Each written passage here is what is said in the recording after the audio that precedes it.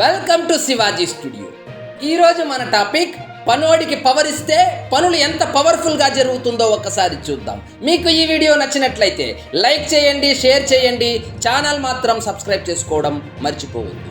Power అంటే పరదాలు కట్టుకొని కేసుల కోసం ఢిల్లీ పెద్దల ముందు చేతులు కట్టుకోవడం కాదు. పవర్ అంటే వ్యక్తిగతంగా బలంగా మారి గిట్టని వాళ్ళను బలవంతంగా బెదిరించడం కాదు. పవర్ అంటే అలంకరణ కాదు, ప్రజా సమస్యలు తీర్చే బాధ్యత. పవర్ అంటే పవర్ఫుల్గా మారడం కాదు, పవర్ అంటే ప్రజల తరపున పవర్ఫుల్గా నిలబడడం, పోరాడడం. ఇవన్నీ చెప్పుకోవడానికి అందంగానూ ఆచరించడానికి అసంభవంగానూ ఉంటుంది. కానీ ఆంధ్రప్రదేశ్ డిప్యూటీ ముఖ్యమంత్రి అసంభవం ఏమీ కాదు. మనసుంటే పని చెయ్యాలి అనే తపన ఉంటే, తనకున్న పవర్కి ఒక పవర్ఫుల్ పదవి తోడైతే అసాధ్యాలు సుసాధ్యం చేయవచ్చు అని చేసి చూపించాడు. ఇతని పేరు అంజాద్ అలియాస్ షన్ను. వయసు 18 సంవత్సరాలు. ఇతనే గత 9 నెలలుగా కనపడకుండా పోయిన భీమవరం యువతి తేజస్విని కేసులో నిందితుడు. జమ్మూలో ఆచూకీ దొరికిన భీమవరం యువతి తేజస్విని కేసు కీలక మలుపు తిరిగింది.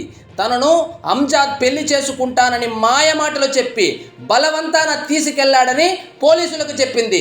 దీంతో అతడిపై కేసు నమోదు చేశారు. గత 9 నెలలుగా కనిపించకుండా పోయిన హోటల్ మేనేజ్మెంట్ విద్యార్థిని తేజస్వినిని, అంజాద్ను విజయవాడ పోలీసులు జమ్మూ నుంచి బుధవారం తెల్లవారుజామున విమానంలో బెజవాడ తీసుకొచ్చారు. అనంతరం మాచవరం పోలీసులు వీరిని అదుపులో తీసుకొని విచారించారు. వారి నుంచి స్టేట్మెంట్లు తీసుకున్నారు.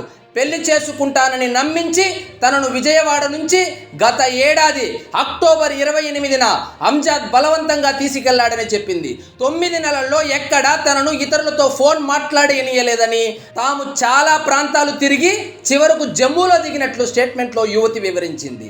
జమ్మూలో తనను ఓ గదిలో ఉంచాడని, అక్కడ తనకు భాష రాకపోవడంతో ఎక్కడికి వెళ్ళలేకపోయినట్లు చెప్పింది. తాము ఇష్టపూర్వకంగానే వెళ్ళినట్లు అంజాద్ పోలీసుల విచారణలో చెప్పినట్లు తెలిసింది. తేజస్విని స్టేట్మెంట్ ఆధారంగా అంజాద్పై మాచవరం పోలీసులు కేసు నమోదు చేశారు.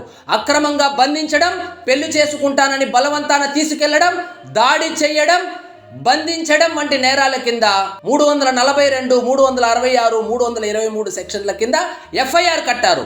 యువతిని పోలీసులు తల్లికి అప్పగించారు. నిందితుడు ప్రస్తుతం పోలీసుల అదుపులో ఉన్నాడు. గత ఏడాది నవంబర్లో హైదరాబాద్, కేరళ, ముంబై, రాజస్థాన్కి వెళ్లారు. అనంతరం డిసెంబర్లో ఢిల్లీలో జమ్మూ తావి రైలెక్కి జమ్మూ స్టేషన్లో దిగారు. అక్కడ ఒక హోటల్కు వెళ్ళి అంజాద్ ఇద్దరం ప్రేమించుకున్నామని, ఇంట్లో పెద్దలు అంగీకరించకపోవడంతో జమ్మూ వచ్చినట్లు చెప్పాడు.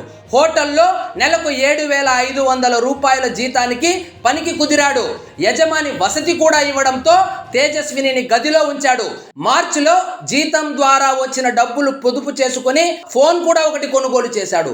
ఆ తర్వాత కూడా యువతికి మాట్లాడడానికి ఫోన్ ఇచ్చేవాడు కాదు. సోమవారం సాయంత్రం 4:30 ప్రాంతంలో అంజాద్ లేని సమయంలో సోదరికి ఇన్స్టాలో సందేశం పంపించింది తేజస్విని. ఈమె వెంటనే విజయవాడ పోలీసులకు సమాచారం ఇచ్చింది. చిరునామాపై స్పష్టత వచ్చేసరికి సాయంత్రం 5 గంటలైంది. వెంటనే జమ్మూ పోలీసులకు వివరాలను విజయవాడ నుంచి పంపించారు. స్థానిక పోలీసులు అక్కడికి వెళ్లి యువతి యువకులను తమ అదుపులోకి తీసుకొని జమ్మూలోని గాంధీనగర్ స్టేషన్కు తీసుకొచ్చి మంగళవారం రాత్రి 7 గంటల సమయంలో వీరిద్దరి ఫోటోలను విజయవాడ పోలీసులకు పంపించారు. 2 గంటల్లో ఆపరేషన్ ముగించి తేజస్విని, అంజద్ను జమ్మూ పోలీసులు తమ ఆధీనంలోకి తీసుకున్నారు. నా కుమార్తె నాకు దక్కుతుంది అని నేను అనుకోలేదు. 9 నెలలుగా తేజస్విని ఎప్పుడు వస్తుందా అని ఎదురు చూస్తున్నా. ఉప ముఖ్యమంత్రి పవన్ కళ్యాణ్ స్పందించగానే నా కుమార్తె దొరికింది. ఇందుకు ఆయనకు చాలా రుణపడి ఉంటానని తేజస్విని తల్లి శివకుమారి వెల్లడించారు. 2 వారాల ముందు ఈ కేసు విషయం మీద తేజస్విని తల్లి ఆంధ్రప్రదేశ్ ఉప ముఖ్యమంత్రిని కలవడం, కేసు వివరాలు వివరించడం, పవన్ కళ్యాణ్ ఈ కేసు డీల్ చేస్తున్న పోలీసులతో ప్రత్యక్షంగా మాట్లాడి కేసు ఫాలో అప్ చేయడం అందరికీ తెలిసిందే. కట్ చేస్తే 9 నెలల నుంచి చిక్కుముడిలాగా ఉన్న యువతి మిస్సింగ్ కేసు ఉప ముఖ్యమంత్రి జోక్యంతో శుభం కాడు పడింది. అమ్మాయి మిస్ అయి 9 నెలలైంది. ఏమైందో తెలియదు, ఎక్కడ ఉన్నారో తెలియదు. కానీ పవన్ కళ్యాణ్ జోక్యంతో ఈ భీమవరం గర్ల్ మిస్సింగ్ కేసు కొలిక్కి వచ్చింది. అందుకే పెద్దలు అంటారు, ఓటు వేసే ముందు కులం, మతం, ప్రాంతం, తన మన కాకుండా తమ కోసం నిలబడేవాడిని, మన కోసం మనస్ఫూర్తిగా పనిచేసేవాడిని ఎన్నుకోవాలి అంటుంటారు. ఇదే భీమవరం ప్రజలు ఇలాంటి పవన్ కళ్యాణ్ 2019లో ఓడించిన విషయం ఒకసారి గుర్తు చేసుకుందాం. ఈ వార్త సోషల్ మీడియా వేదికగా ట్రెండ్ సెట్ చేస్తుంది. పనిచేసే మంత్రి పనికిరాని ఒకప్పటి ముఖ్యమంత్రి అని ట్రోలర్స్ ట్రోల్ చేయడంతో పాటు ఇందులో లవ్ జిహాదీ కోణం ఉన్నట్లు తమ అభిప్రాయాలు వెల్లడిస్తున్నారు. మీరు ఈ కేసు గురించి ఏమనుకుంటున్నారో కామెంట్లో తెలియజేయండి. ఇదండి ఈరోజు మన టాపిక్. మీకు ఈ వీడియో నచ్చినట్లయితే లైక్ చేయండి, షేర్ చేయండి, ఛానల్ మాత్రం సబ్స్క్రైబ్ చేసుకోవడం మర్చిపోవద్దు. మరిన్ని ఇంట్రెస్టింగ్ టాపిక్స్తో మళ్ళీ కలుద్దాం. జై హింద్.